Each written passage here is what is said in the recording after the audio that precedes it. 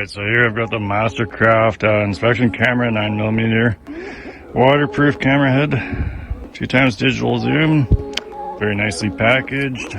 It's brand new and just got it. Not expecting a whole lot because it's on the cheaper line, but figured I'd just see what it's all about. See the specs here. So here are the specs. So the pixel resolution is not that great. So we'll see how that works out.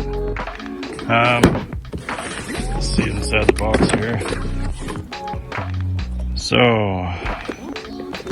very simple here. It comes with batteries, the camera itself, a wand, probably long enough for most things, unless you're trying to look behind a wall or something. So, yeah, here it is. Wand is fairly nice. The cap on the end, I guess. I'll take that off if I can. There we go. Okay, and there's the camera. Looks like, yeah, it's got little LED lights around it, so that should be helpful. And the actual thing itself looks alright. Feels pretty plasticky, like it's completely plastic, but there's not like a whole lot of weight to it, like it seems kind of cheap. Anyways, I'm gonna put some batteries in it and we'll start it up.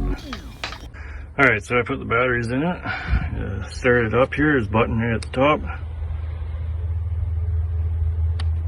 There we go, and it's on. I can see the screen, put my finger in front. Doesn't look too bad actually. So, like I said, it doesn't look too bad. It's not too horrible, but you can see it's definitely pretty pixelated. So anyways, I'll try some of the features here. So, okay, so it just moves it, what would that be, 45 degrees at a time. Then we can magnify. So yeah, that magnifies it. And then I'm back out of the magnifying. And it shows the battery life on the screen. And then that turns the light on. So let's see here. Yep, light off, on. Okay, so I'm gonna need the light. So what I've done here is I've pulled a spark plug out of this engine here, the Subaru engine. So I've got that cylinder right there. I think that's number 1 on this car. I've got that opened up. The spark plug is out. Spark plug look horrible. Don't look great. It's not worn out, but it's just looks like it's got some oil and whatnot on it. Anyways, I'm going to feed the inspection camera into it. As we can see, this is 9mm and it's much smaller than the spark plug, so it should fit nicely down in there. So I'm going to set this up. Alright, so pretty tough to feed it through the hole while I'm trying to video at the same time, so I did that already off camera. So it's all the way into the cylinder, and now it's got different settings for light. So I've got on the brightest setting right now, and I'll show you what we can see. I'll just pull it back a little bit, and that is about what we can see. Is like, I'm pretty sure it's top the piston. I don't think it's the cylinder wall, but for me wanting an inspection camera that I can see inside an engine, this is not very good. Which is kind of what I expected with that many pixels. It's just not high enough resolution.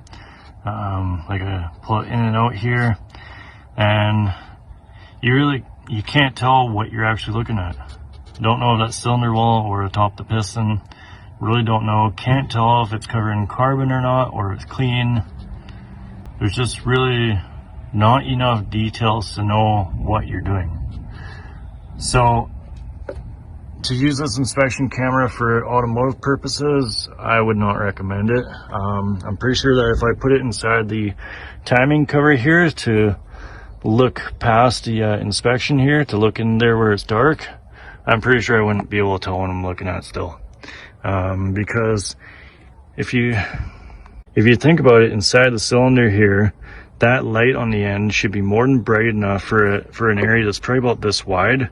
And the piston is think it's about halfway right now, so it's not actually like even that big of an area. And the cylinders go straight outward on these. They're not up, they're not sideways, they're straight outward. It's called a boxer engine. So technically feeding it like this, I should be looking at the piston, but I can't tell. And it really shouldn't be that difficult to tell, given the lighting that it's got. But the pixels just aren't there. So yeah, I think I'm going to be returning this because it is absolutely useless to me. It's nice looking, but it's not going to do anything for what I need.